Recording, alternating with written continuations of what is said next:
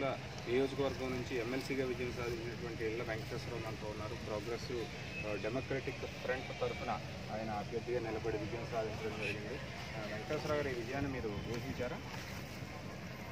35 సంవత్సరాల పాటు ఉపాధ్యాయుల, ఉద్యోగుల, కార్మికుల, పెన్షనర్ల సంఘానికి నాయకత్వం వహించినటువంటి నేను ఈ ఉభయ గోదావరి జిల్లాల ఎమ్మెల్సీ ఎన్నికలలో పోటీ చేయడం ద్వారా ఖచ్చితంగా విజయం సాధిస్తామని చెప్పి భావించాం. పోలింగ్ సరళి చూసినా, ప్రచారం చూసినా మా విజయం ఖాయమని చెప్పి స్పష్టమవుతున్నది. అందువల్లనే 65% పోలింగ్ కూడా వచ్చింది.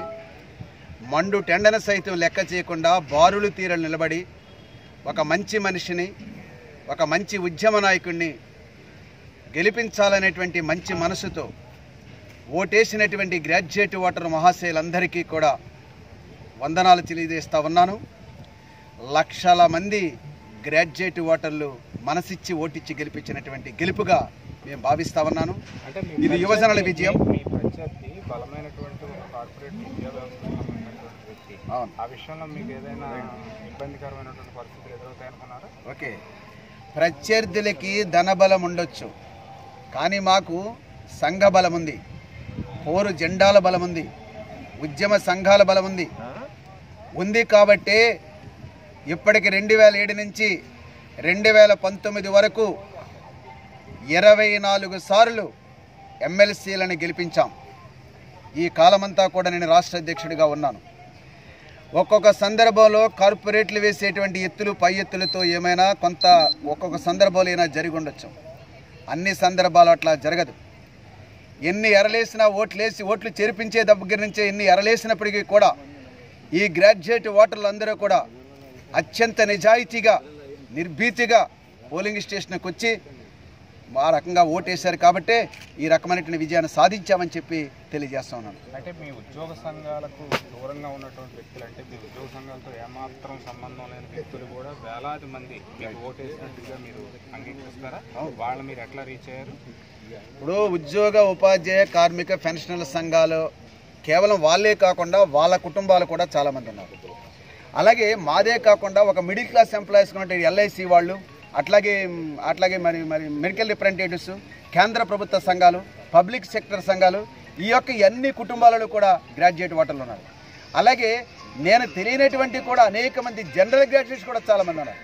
వాళ్ళందరూ కూడా మేము వేసినటువంటి బ్రోచర్స్లో లేకుంటే అనేక మంది వ్యక్తుల ద్వారా తెలుసుకుని ఈయనేదో మంచి మనిషిలాగా ఉన్నాడు, ఉద్యమకారులాగా ఉన్నాడు, ఇందరిలో కూడా ఈయన కోటిస్తే మంచిదనేటువంటి పద్ధతిలోనే వీళ్ళందరి సహకారంతో ఇంత మెజారిటీ వచ్చిందని చెప్పి నేను తెలియజేస్తా ఉన్నాను.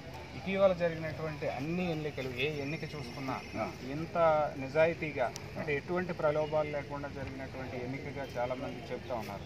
ఈ విషయంలో మీరు అంటే ప్రజాస్వామ్యం ఏం సాధించిందని మీరు అనుకుంటున్నారా?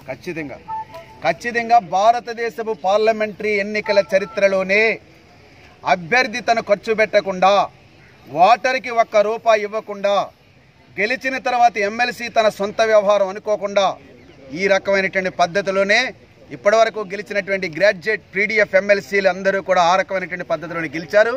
ఇప్పుడు నేను కూడా అదే రకంగా గెలిచాను. అందుచేత నిజంగా ప్రజాస్వామ్యానికి ఇది ఒక గొప్ప విజయం.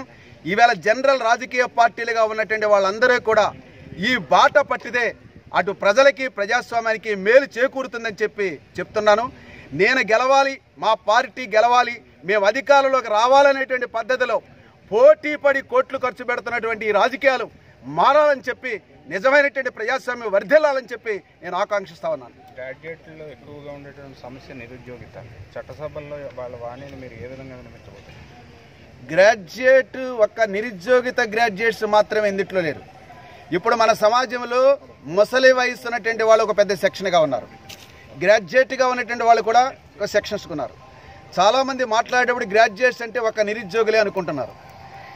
3 సంవత్సరాల సర్టిఫికేట్ ఉన్నటువంటి ఒక గ్రాడ్యుయేట్ దగ్గర నుండి జీవితం కడవరకు ఉన్నటువంటి వాళ్ళందరూ కూడా గ్రాడ్యుయేట్స్గా ఉన్నారు. అయితే ఇందుట్లో పెద్ద సమస్య అనేటువంటి బాధితులుగా ఉన్నటువంటి వాళ్ళు, ఏ ఉపాధి లేకుండా ఉన్నటువంటి వాళ్ళు గ్రాడ్యుయేట్స్గా ఉంటారు. ఈ గ్రాడ్యుయేట్ ఇష్యూ అనేటువంటిది ఏదో ఒక ఎమ్మెల్సీ గెలిచిపోతే ఈ సమస్య అంతా పరిష్కారం అయిపోతుంది, పరిష్కారం చేస్తున్నటువంటి భ్రమలైతే మాకు లేవు. ఎందుకనంటే గత 25 సంవత్సరాలుగా ఈ కేంద్ర ప్రభుత్వం కానీ, రాష్ట్ర ప్రభుత్వం కానీ, పాలకులు ఎవరైనా కానీ ఈవేళ ఉపాధిని చాలా నిర్లక్ష్యం చేశారు. ఉపాధి రహిత అభివృద్ధి వైపు వీళ్ళు పయనిస్తూ ఉన్నారు. నోటిఫికేషన్లు వేయకుండా ఈ ఖాళీ పోస్టు శాశ్వత ఖాళీ పోస్టులన్నింటినీ కూడా కాంట్రాక్ట్ పద్ధతిలో ఇంకా దుర్మార్గమైనటువంటి అవుట్సోర్సింగ్ పద్ధతిలో భర్తీ చేస్తూ ఉన్నారు. కనీసం శాశ్వత ప్రాతిపదిక నుండి ఉద్యోగాల ఖాళీ స్థానాలైనా భర్తీ చేస్తే కొంతమంది యువతకు న్యాయం కలుగుతుంది. ఖాళీ పోస్ట్ అయినా భర్తీ చేశారు, మాకు ఉద్యోగాలు వచ్చేటువంటి సంతృప్తి చెందేటువంటి పరిస్థితి ఉండదు. అటు ప్రభుత్వ రంగంలో ఉన్నటువంటి ఖాళీ స్థానాలు భర్తీ చేయకుండా అలాగే ప్రైవేట్ రంగంలో ఉపాధి కనుమరుగైనటువంటి పరిస్థితిలో మరి ఉపాధి ఈ యొక్క యువజనలో పాలసీ ఏమిటని చెప్పి కేంద్ర ప్రభుత్వం రాష్ట్ర ప్రభుత్వాన్ని ప్రశ్నిస్తా ఉన్నాం మేము. అందువల్ల ఖాళీ పోస్టులన్నీ కూడా తక్షణం భర్తీ చేయండి. ఇంకా యువతకి ఏమైనా అవకాశాలు ఉంటే ఈ పారిశ్రామిక రంగంలో అట్లాంటి అవకాశాలు చూడాల్సిన అవసరం ఉందని చెప్తున్నాం. ఈవేళ చాలామంది యువత ఈ దేశంలో ఈ రాష్ట్రంలో ఉపాధి దొరక్క మరి దేశం విడిచి బయటికి వెళ్ళేదో ఉపాధి చేసుకునే పరిస్థితి కూడా ఉంది. అంతే దీన్ని ప్రభుత్వాలు చాలా సీరియస్గా ఆలోచించాలని చెప్తున్నాం. మాకు మేముగా పీడీఎఫ్గా ఈ యొక్క నోటిఫికేషన్ భర్తీ కోసం ప్రభుత్వమే తీవ్ర ఒత్తిడి తీసుకొస్తున్నాం. అదే సందర్భంలో యువజనులకు కూడా మేము చెప్పదలిచింది ఏమంటే ఎవరో ఇస్తారో దాన్ని అందుకున్నటువంటి పరిస్థితి కాకుండా ఏం నోటిఫికేషన్లు వేస్తాం, పోస్టులు భర్తీ చేస్తాం, ఇన్ని లక్షల ఉద్యోగాలు ఇస్తాం, అన్ని లక్షల ఉద్యోగాలు ఇస్తాం చెప్పండి ఈ కేంద్ర ప్రభుత్వం మీద ఈ రాష్ట్ర ప్రభుత్వం మీద సమర శంఖం పోరాటం చెప్పి మేము చెప్తున్నాం. అలా పోరాటం చేస్తే మాలాంటి పీడీఎఫ్ లేకుంటే ప్రగతిశీల రాజకీయాలు వాళ్ళకి మద్దతుగా ఉంటాయని చెప్పి తెలియజేస్తున్నాం. మీ ఎన్నికల హామీలేంటి, మీ ఎన్నికల డ్రామాలేంటి, ఈ పరిపాలన ఏంటి, దీని సంగతి ఏంటో తేల్చేటువంటి పద్ధతిలో యువత ఉండాలని చెప్పి వాళ్ళకి విజ్ఞప్తి చేస్తా ఉన్నాం. ఓకే సార్, ఇది మొత్తంగా ఇళ్ల వెంకటేశ్వరరావు యొక్క అభిప్రాయం చాలా స్పష్టంగా ఉంది. గ్రాడ్యుయేట్కి సంబంధించినటువంటి సమస్యల మీద కూడా సంపూర్ణ అవగాహన ఉన్నటువంటి వ్యక్తి. మరి అంతే సమర్థంగా చట్టసభల్లో వాళ్ళ వాయిస్ని వినిపిస్తారని ఆశిద్దాం.